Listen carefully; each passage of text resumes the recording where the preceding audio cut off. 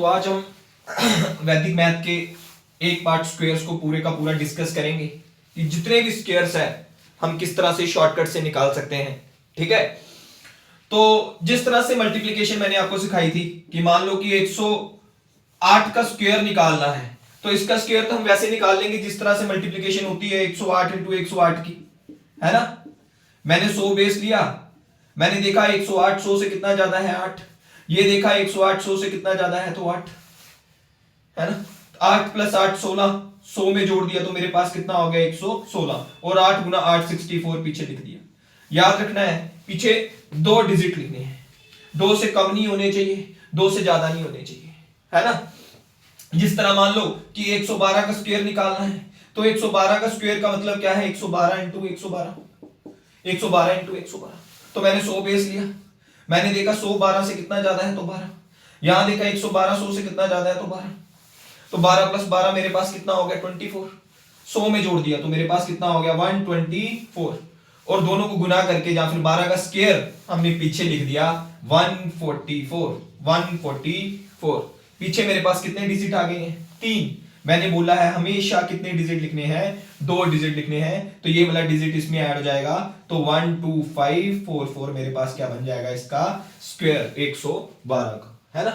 उसी तरह से अगर 100 से नीचे वाली वैल्यू आ जाती है, वो कहते हैं कि बताओ मेरे को 89 का स्क्वायर क्या है। 89 के स्क्वायर का मतलब क्या है 89 इंटू 89, 89 इंटू 89।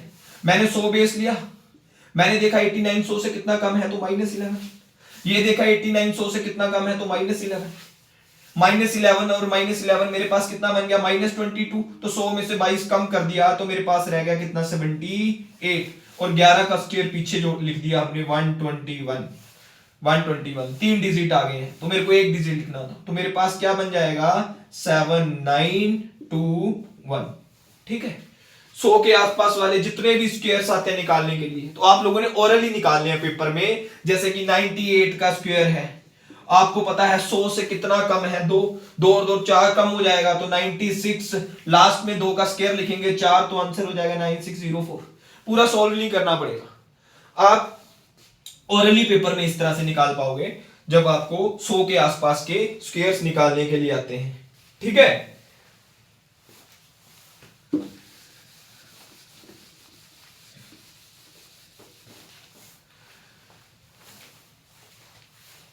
और मान लो स्क्वायर निकालने के लिए आता है कि जो नंबर 50 के आसपास है, 50 के आसपास है, मान लो वो कहते हैं कि 52 का स्क्वायर निकालना है।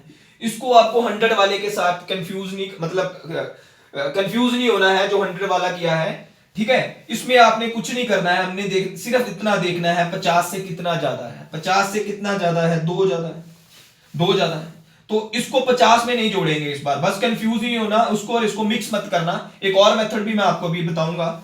तो ये देखा मैंने 50 से कितना ज्यादा है 2, तो 25 में 2 जोड़ना है, 25 में जोड़ना है, 25 में 2 जोड़ दिया तो मेरे पास कितना हो गया 27, और 2 का स्क्वायर पीछे लिख दिया 4, पीछे एक डिजिट आया है, मेरे को 2 डिजिट लिखने थे तो मेरे पास कितना हो गया 04। जैसे कि 43 का स्क्वायर निकालना है, तो मैंने देख लिया 50 से कितना कम है -7, 50 से कितना कम है -7, तो 25 में से 7 कम कर दिया तो मेरे पास बच गया 18, और 7 का स्क्वायर पीछे लिख दिया 49, 7 का स्क्वायर पीछे लिख दिया 49।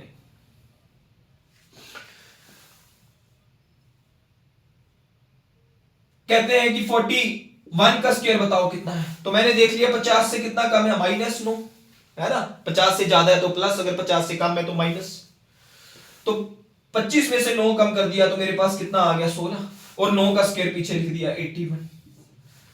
यहां पर किसी को डाउट? क्लियर है सबको, है ना।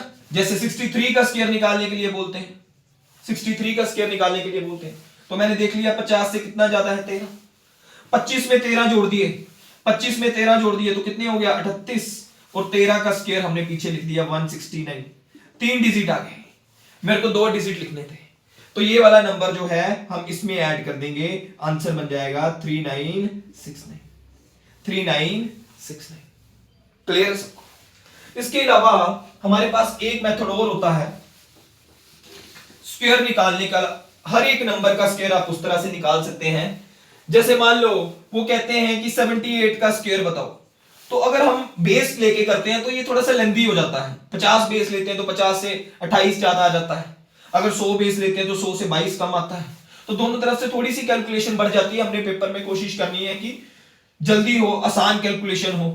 तो आपने कुछ नहीं है, ये ए स्क्वायर 2ab बी स्क्वायर, ये ए हो गया और 8 जो है वो बी हो गया। तो 7 का स्क्वायर लिखा 49, अंदर 2ab, 7 इंटू 8 किया 56 इंटू 2 112, और पीछे लिखा 64, पीछे लिख दिया 64। कुछ नहीं, याद रखना है कि जो ये बार है इनके बीच में एक एक डिजिट बचना चाहिए। यहां पर 3 डिजिट है, यहां पर 2 डिजिट है। ये 11 जो है ये आगे ऐड हो जाएगा तो ये बन जाएगा मेरे पास 60, और ये जो 2 के बीच में ये 6 ऐड हो जाएगा तो बन जाएगा 8।